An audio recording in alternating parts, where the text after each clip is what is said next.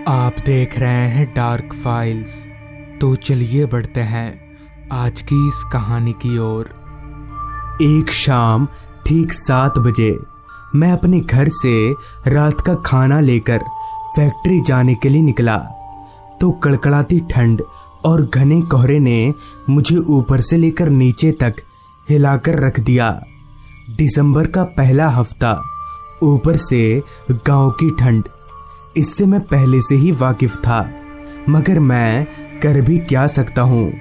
आज मुझे फैक्ट्री जाना ही होगा क्योंकि आज मेरा काम पर पहला दिन है और ये काम मुझे काफ़ी मशक्क़त के बाद मिली है, तो मेरे पास इसके अलावा और कोई दूसरा उपाय नहीं है।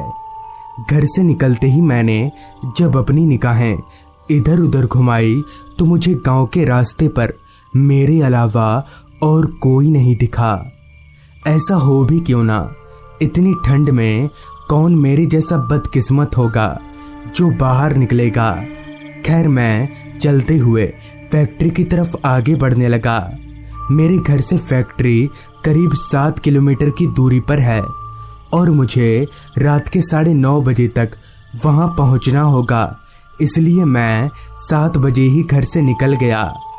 घर से निकलते वक्त पापा ने कहा था, आज किसी तरह से पैदल चले जाओ, कल तुम्हारे लिए एक साइकिल का बंदोबस्त कर दूंगा। कुछ दूर चलने के बाद मैं गांव के रास्ते से अलग एक सुनसान रास्ते पर आ गया, जहां मेरी टॉर्च की लाइट पड़ते ही मुझे अंधेरे का पता चला, क्योंकि उस रास्ते पर अंधेरा इस कदर छाया हुआ था कि मेरी टॉर्च की लाइट ना के समान मालूम पड़ रही थी। सन्नाटा तो इस कदर फैला हुआ था कि रास्ते के किनारे झाड़ियों से आ रही रात कीड़ों की आवाज़ें भी मुझे साफ साफ सुनाई पड़ रही थीं। रास्ता पूरी तरह से जंगलों से घिरा हुआ था, तो मुझे बार बार बस यही डर खाए जा रहा था कि कहीं कोई जंगली जानवर मुझ पर हमला न कर दे। डर के कारण मैं अपने पैरों को दबा दबा कर चल रहा था ताकि मेरे चलने की आवाज़ ना हो। अभी मैं आगे बढ़ ही रहा था कि तभी मुझे पीछे से एक टांगे की आवाज़ आई। उस आवाज़ को सुनकर मैंने जब पीछे पलटकर देखा तो तांगा चलकर मेरी ओर आ रहा था। उस तांगे को देखकर मैं रास्ते के किनारे खड़ा हो गया और मन ही मन में बोला, पैदल जाने से तो अच्छा है कि मैं इस तांगे वाले से सहायता मांग लूं। ये सोचते ही मैंने हाथ दिखाकर उस तांगे वाले को रोकने का इशारा किया, तो वो तांगा ठीक मेरे सामने आकर रुका। तांगे के रुकते ही तांगा चला रहे एक बुजुर्ग आदमी ने मुझसे कहा, कहाँ जाना है बाबू साहब आपको? जिस पर मैंने कहा, वो मुझे थोड़ी दूर आगे फैक्ट्री में जाना है, आप मुझे छोड़ देंगे? इस पर उस आदमी ने हंसते हुए कहा, बिना पैसों के तो मैं किसी को भी नहीं बिठाता, 2 रुपया लगेंगे। इस ठंड में पैदल जाने से तो अच्छा है कि मैं उसे 2 रुपए देकर उसके तांगे में चला जाऊं। इस पर मैंने उस बुजुर्ग आदमी से कहा, हाँ ठीक है, मैं 2 रुपए दे दूंगा, आप मुझे वहां तक छोड़ दीजिए। जिस पर उस बुजुर्ग आदमी ने मुझे तांगे पर बैठने को कहा। मैं भी तांगे पर चढ़कर बैठ गया और मेरे बैठते ही उस आदमी ने तांगा भगाना शुरू कर दिया। तांगे पर जहां मैं बैठा हुआ था वो जगह दोनों तरफ तिरपाल से घिरा हुआ था, तो मुझे ठंड उतनी नहीं लग रही थी। मगर हैरत वाली बात तो ये थी कि उस बुजुर्ग आदमी ने इतने ठंड में भी कोई गर्म कपड़ा नहीं पहन रखा था। पर ऐसा क्यों? क्या उस आदमी को ठंड नहीं लग रही? ये सवाल मेरे जहन में कांटे की तरह चुभने लगा। जिस पर मैंने उस आदमी से पूछा, क्या बात है चाचा, आपको ठंड नहीं लग रही है क्या? जिस पर उस आदमी ने हंसते हुए कहा, नहीं नहीं बाबू साहब, मुझे बस गर्मी लगती है, ठंड नहीं। उस आदमी से ये जवाब सुनकर मैं चौंक गया और मैंने मन ही मन में कहा, लगता है ये आदमी थोड़ा पागल है, इसलिए ऐसी उल्टी पुल्टी बातें कर रहा है। मगर क्या ये सच में पागल है? और अगर हाँ तो इसके साथ मैं किसी बड़ी मुसीबत में पड़ सकता हूँ, और अगर ना तो ठीक है। इसका पता लगाने के लिए मैंने उस आदमी से कहा, चाचा आप इतनी रात को कहाँ से आ रहे थे? रात को तो कोई सवारी भी नहीं मिलती यहाँ। इस पर उस आदमी ने कहा, इससे मुझे कोई फर्क नहीं पड़ता, मैं तांगा रात को ही चलाता हूँ। उस आदमी की बातों को सुनकर मुझे पता चलने लगा था कि वो थोड़ा पागल है। खैर मेरे भी फैक्ट्री अब आने ही वाली थी, तो मैं 2 रुपए निकालने के लिए जैसे ही अपने हाथ को जेब में डाला तो मैं चौंक गया, क्योंकि मैंने इसी जेब में 5 का एक सिक्का रखा था, मगर वो सिक्का अब मेरे जेब में नहीं था। मैंने सभी जेबों को देखा पर मुझे पैसे कहीं नहीं मिले, मगर मेरा 5 का सिक्का गया तो गया कहाँ? शायद तांगे में ही कहीं गिर गया होगा। जिस पर मैंने टॉर्च जलाकर अपने आसपास भी देखा, मगर मुझे वो सिक्का कहीं नहीं मिला। अब मुझे समझ नहीं आ रहा था कि मैं क्या करूं और इस तांगे वाले को क्या जवाब दूं। इसने तो मुझे पहले ही कह दिया था और ये अब बिना पैसे लिए मानेगा नहीं। इस पर मैंने उस आदमी से कहा, चाचा तांगा रोकिए, मुझे उतरना है। मेरे इतना बोलते ही उस आदमी ने तांगा रोक दिया। तांगा रुकते ही मैं उतरकर उस आदमी के पास गया और उनसे कहा, चाचा मेरे पैसे गिर गए हैं, तो मैं आपको 2 रुपए नहीं दे पाऊंगा। मेरे इतना बोलते ही उस आदमी ने पीछे तांगे की तरफ देखा और चिल्लाकर कहा, अरे बचवा लोग, तुम लोगों ने लिया है क्या बाबू साहब का पैसा? उस आदमी के मुंह से ये सुनकर मैं सहम गया, क्योंकि मेरे और इसके अलावा यहाँ तो और कोई नहीं था। तो फिर ये आदमी किसको बोल रहा था? उस आदमी ने इतना कहा ही था कि तभी पीछे से 2 बच्चों के हंसने की आवाज आई। उस आवाज को सुनकर मैं जैसे ही पीछे पलटा तो मेरे होश उड़ गए और मेरा सर एकदम से चक्कर खाने लगा, क्योंकि जब मैं इस तांगे पर बैठकर आया था तब तो यहाँ कोई भी नहीं था। तो अब 2 बच्चे कहाँ से आ गए? अभी मैं एक पुतले की तरह खड़े खड़े ये सब देख ही रहा था कि तभी उनमें से एक बच्चे ने हंसते हुए कहा, हाँ हमने लिए हैं पैसे और अब हम नहीं देंगे। इतना बोलकर वो दोनों बच्चे तांगे से कूदकर जंगलों के भीतर भाग गए। जिस पर मैंने उस आदमी से कहा, चाचा ये बच्चे कौन थे? और पहले तो मैंने इन लोगों को तांगे पर नहीं देखा। जिस पर उस आदमी ने जो जवाब दिया उसे सुनकर मैं और सहम गया। मेरे ये पूछते ही उस आदमी ने कहा, क्या बोल रहे हैं बाबू साहब आप? ये दोनों तो आपके बगल में ही बैठे थे, आपको दिखा नहीं क्या? ओ दिखेगा भी कैसे, ये दोनों तो भूत हैं। इतना बोलकर वो आदमी जोर जोर से हंसने लगा, मगर उसकी हंसी इतनी डरावनी थी कि मेरे कानों को बर्दाश्त तलक नहीं हो रहा था। मैं उसे चुप कराने के लिए जैसे ही अपने हाथ को उसके कंधे पर रखा तो मैं जोर जोर से कांपने लगा। दरअसल मेरा हाथ उस आदमी के शरीर के आर पार हो गया।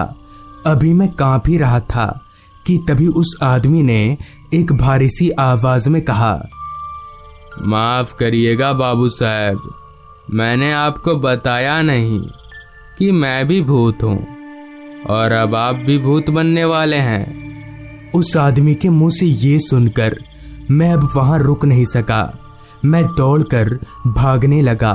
मैं काफी तेज दौड़ रहा था, मगर मेरे कानों में बस एक ही आवाज आ रही थी, बाबू साहब मेरे 2 रुपए दीजिए।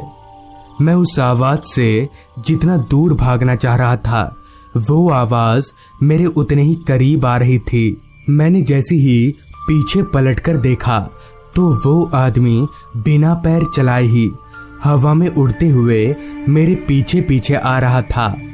इससे पहले कि मैं काफी दूर भाग पाऊं तभी उस भूत ने पीछे से मेरा गला पकड़ लिया और मुझे उल्टी दिशा में घसीटने लगा। अब मैं अपने आप को मरा हुआ मान चुका था और उस आदमी का भी चेहरा पूरी तरह से बदल चुका था।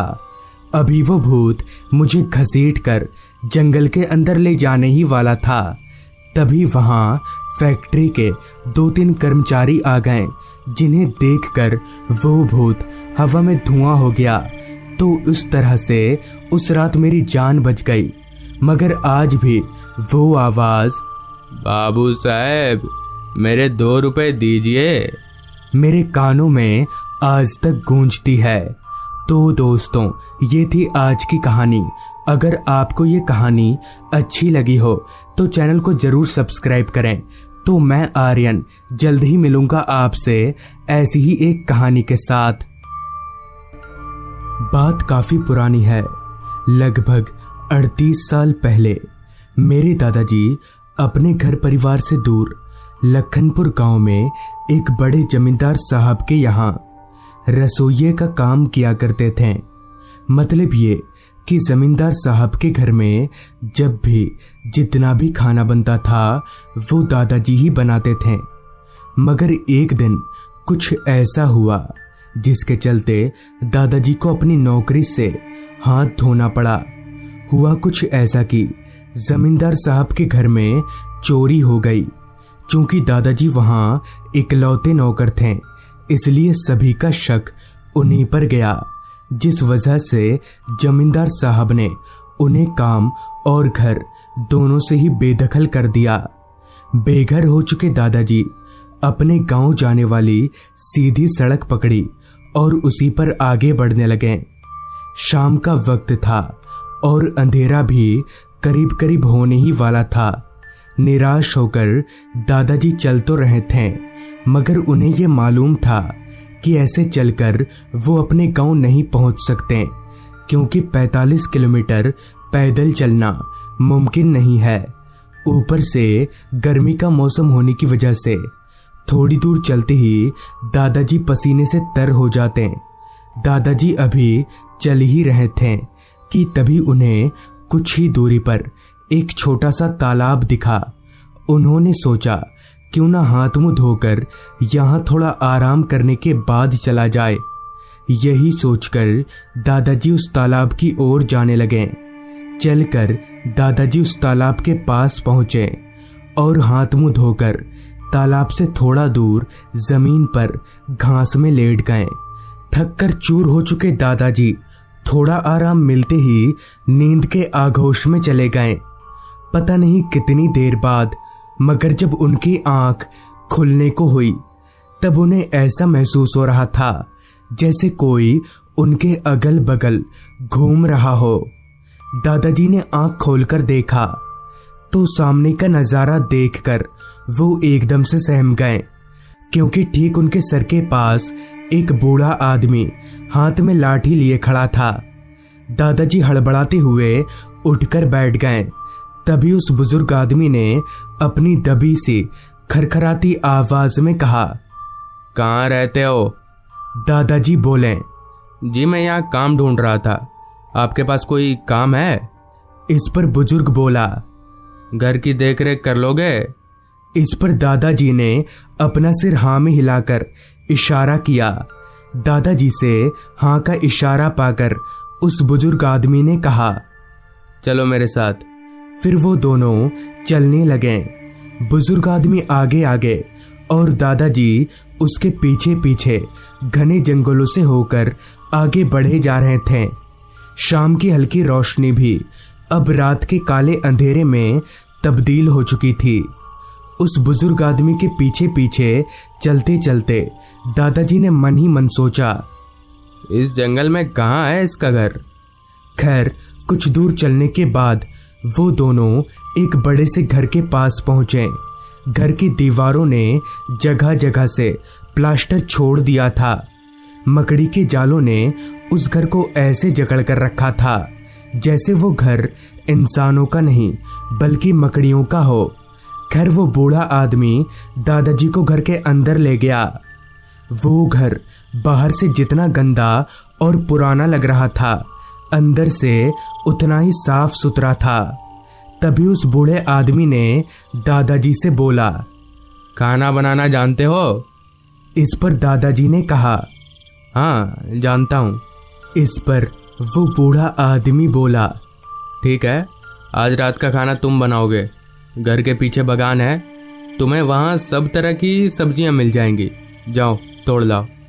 उस बुजुर्ग की बात सुनकर दादाजी अभी घर के पीछे वाले दरवाजे की ओर जा ही रहे थे कि तभी उस बूढ़े आदमी ने दादाजी को रोकते हुए कहा, रुको, ऐसे मत जाओ, ये लो टॉर्च। बिना टॉर्च के रात में कभी भी बाहर मत निकलना। उस बुजुर्ग से टॉर्च लेकर दादाजी घर के पीछे वाले दरवाजे की ओर जाने लगे। दरवाजा खोलकर जब दादाजी बाहर निकले तब उनके कानों में सिर्फ और सिर्फ रात कीड़ों की आवाज ही गूंज रही थी। उन्होंने टॉर्च ऑन किया तो सामने बहुत सारे पेड़ पौधे लगे हुए थे। वहां बहुत सारे आम के पेड़ भी थे और सब्जियां तो इतनी थी कि 10-12 लोग भी साल भर आराम से खा लेंगे। शायद बागान घर से भी ज्यादा बड़ा था। खैर, दादाजी सब्जियां तोड़ने लगे। अभी वो सब्जियों को इकट्ठा कर ही रहे थे कि तभी रात कीड़ों की आवाज के साथ ही साथ दादाजी को एक और आवाज सुनाई पड़ी। वो आवाज पायल छमछमाने की थी। दादाजी झट से उस ओर मुड़े जिधर से वो आवाज आई थी। तब उन्होंने देखा कि उनसे कुछ ही दूरी पर एक औरत खड़ी है। वो औरत भी दादाजी की तरह ही सब्जियां तोड़ रही थी। दादाजी को लगा शायद ये भी इसी घर में रहती होगी, इसलिए उन्होंने ज्यादा दिमाग नहीं लगाया और सब्जी तोड़कर वापस घर में आ गए। वो बुजुर्ग आदमी हॉल में ही एक कुर्सी पर बैठकर बीड़ी के कश लगा रहा था। लिहाजा दादाजी उसके पास गए और बागान से लाई सब्जियों को मेज पर रखते हुए उस बुजुर्ग आदमी से बोले, यहाँ आपके अलावा कोई औरत भी रहती है क्या? इस पर वो बुजुर्ग आदमी हड़बड़ाते हुए उठकर बोला, नहीं तो, मैं अकेला रहता हूँ। उस बुजुर्ग आदमी के ये बोलने का तरीका और उसके परेशान चेहरे को देखकर कोई बच्चा भी जान जाता कि वो कुछ छिपाने की कोशिश कर रहा है। खैर, दादाजी ने फिर कुछ नहीं बोला और चुपचाप उन सब्जियों को लेकर खाना बनाने के लिए किचन की ओर जाने लगे। दादाजी को ये अभी भी समझ नहीं आया था कि आखिर वो औरत थी कौन और वो बागान के अंदर आई तो आई कैसे। खैर, कुछ ही देर में खाना बनकर तैयार हो गया। दादाजी ने खाना परोसा और वो दोनों एक साथ में ही खाना खाने बैठ गए। खाना खाते वक्त दादाजी ने हिचकिचाकर ही सही मगर उस आदमी से पूछ ही लिया, अच्छा, आपका ये घर इतने घने जंगल में? इस पर उस बुजुर्ग आदमी ने हंसते हुए जवाब दिया, ये घर अभी से नहीं, कई सालों से यहाँ पर है। मेरे दादा परदादा रहा करते थे। अब इतने बड़े घर को ऐसे तो छोड़ नहीं सकता, इसलिए यहीं रहता हूँ। बूढ़े की सारी बात सुनकर दादाजी ने कहा, आपके बाल बच्चे नहीं हैं? दादाजी की इस बात का पता नहीं क्यों उस बुजुर्ग ने कोई जवाब नहीं दिया और उसका चेहरा भी थोड़ा उतर सा गया। खैर, इसके बाद ना तो वो कुछ बोला और ना ही दादाजी। खाना पीना हो जाने के बाद बर्तन मांजकर दादाजी एक कमरे में और वो बुजुर्ग आदमी दूसरे कमरे में सोने चला गया। लेकिन पता नहीं क्यों इतना थका हुआ होने के बावजूद भी दादाजी को जरा भी नींद नहीं आ रही थी। करवटें बदल बदल कर दादाजी अभी सोने की कोशिश कर ही रहे थे कि तभी उनकी नज़र कमरे की खिड़की से बाहर गई तो उनके होश उड़ गए। दरअसल उनकी खिड़की के ठीक बाहर कोई लड़का खड़ा था। मगर ये कैसे हो सकता है? उस बुजुर्ग ने तो साफ शब्दों में बोला था कि उसके अलावा इस घर में और कोई नहीं रहता। तो फिर ये लड़का और वो औरत कौन है। मगर फिर भी दादाजी डरे नहीं। वो बिस्तर पर से उठे और खिड़की के पास जाने लगे। मगर जैसे ही वो खिड़की के पास पहुंचे कि वो लड़का पता नहीं कहीं गायब हो गया। अभी दादाजी खिड़की से बाहर उस लड़के को ढूंढ ही रहे थे कि तभी उन्हें ठीक उनके कमरे के ऊपर यानी दूसरी मंजिल से खटपट की कुछ आवाजें आने लगी। दादाजी ने सोचा कि बुजुर्ग आदमी तो उनके बगल वाले कमरे में सोया हुआ है, तो फिर ऊपर कौन है। यही पता लगाने के लिए दादाजी अपने कमरे से बाहर निकले। उन्होंने एक नज़र बगल वाले कमरे की तरफ देखा तो कमरे का दरवाज़ा खुला हुआ था और कमरे में वो बूढ़ा आदमी कहीं भी नहीं था। दादाजी को लगा शायद वही होगा ऊपर, मगर ये पागल बुढ़ा आखिर इतनी रात को ऊपर क्या कर रहा है। यही जानने के लिए सीढ़ियों से होकर दादाजी ऊपर जाने लगे। सीढ़ियां चढ़कर जब दादाजी दूसरी मंजिल पर पहुंचे तब देखा कि वहां एक कमरे का दरवाज़ा खुला हुआ है। दादाजी उसी कमरे की ओर बढ़ने लगे। उस कमरे के पास पहुंचकर जब दादाजी ने अंदर झांका तो सामने का नज़ारा देखकर सर से लेकर पैर तक उनके शरीर में करंट दौड़ गया, क्योंकि कमरे के अंदर वही बूढ़ा आदमी था। यही नहीं बल्कि उसके साथ वो बगीचे वाली औरत और वो आदमी जो थोड़ी देर पहले दादाजी की खिड़की के पास खड़ा था, वो दोनों भी थे। मगर हैरानी वाली बात तो ये थी कि उन दोनों औरत आदमियों के पैर जमीन से 2 फीट ऊपर थे और उन दोनों का पूरा शरीर इतना सफ़ेद था जैसे उनके बदन में खून की एक बूंद भी ना हो। डर के मारे दादाजी का पूरा बदन थर-थर कांप रहा था। उन्हें ये समझ नहीं आ रहा था कि आखिर ये सब है क्या, मगर वो इतना जान गए थे कि यहाँ रुकना उनके लिए ठीक नहीं होगा। लिहाजा दादाजी दबे पैर घर से भाग निकले। भागते भागते जंगलों से बाहर निकलने पर उन्हें थोड़ी दूरी पर एक बस्ती दिखी। दादाजी भागकर सीधे उस बस्ती में गए और बस्ती के लोगों को सारी बात बता दी, जिस पर उन्होंने बताया कि दरअसल कुछ साल पहले उस घर में उस बूढ़े आदमी के साथ उसका बेटा और बहू भी रहा करते थे। मगर एक रात बगान में सब्जी तोड़ते वक्त बहू को एक जहरीले सांप ने काट लिया, मगर उसके पास टॉर्च नहीं था, इसलिए वो समझ नहीं पाई और कुछ ही घंटों में उसकी मौत हो गई। अपनी पत्नी को खो देने के गम में उस आदमी यानी उस बूढ़े के बेटे ने छत से कूदकर अपनी जान दे दी। अब उस घर में सिर्फ वो बूढ़ा आदमी ही रहता है। कहते हैं कि उसे अपने बेटे और बहू की आत्मा हमेशा दिखती है।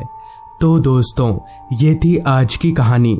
अगर आपके पास भी ऐसी ही कोई कहानियां हैं तो हमारे साथ ज़रूर शेयर करें। तो मैं आर्यन जल्द ही मिलूंगा आपसे ऐसी ही एक कहानी के साथ।